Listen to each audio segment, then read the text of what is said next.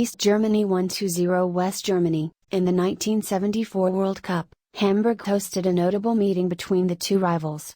The result was even more incredible, writes Adam Bushby. Dressed in matching light gray jackets, green shirts, and yellow ties, the East German team and management team all smiled at Hamburg Airport. Their journey to their camp in Quickborn was delayed when a replacement bus had to be found because the flag designated DDR, Deutsche Demokratische Republik, and to pick them up had gone missing.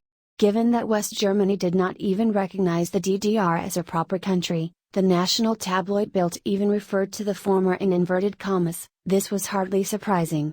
There is no doubt that little was documented in forensic detail by a tourist.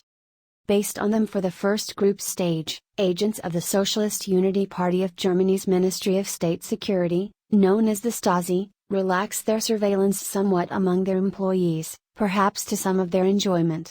Overwhelmed by the opportunity to sample West. With this newfound freedom, a trip on the Reeperbahn was organized by the owners of the Spoor Hotel in Quickborn. A nocturnal gesture on the tiles. The West German host also offered a free TV set to everyone in the East German delegation.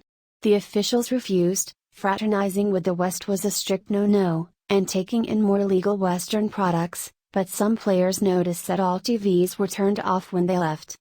East Germany's 2-0 victory over Australia in the first leg of the World Cup finals came 4 days after a 1-1 draw with Chile in the second leg.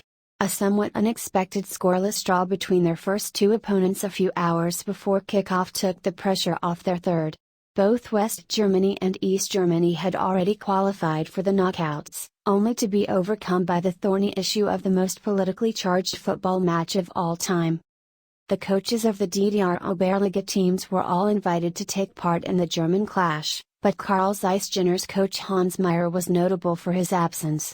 That day, I had stomach pains and had to stay home, Meyer later recalled. Meyer is known in Germany for his sarcasm, he certainly wasn't ill on match day. He turned down the offer on the grounds that he would have to catch a 4 a.m. train from Gera, then travel to Hamburg with the fans, waving my hammer and sickle flag, other fans like some exotic animal. Gotta get straight back on the train after the game, and then go home at midnight. He saw the absurdity of the situation straight away and probably watched the game at home, on a flag.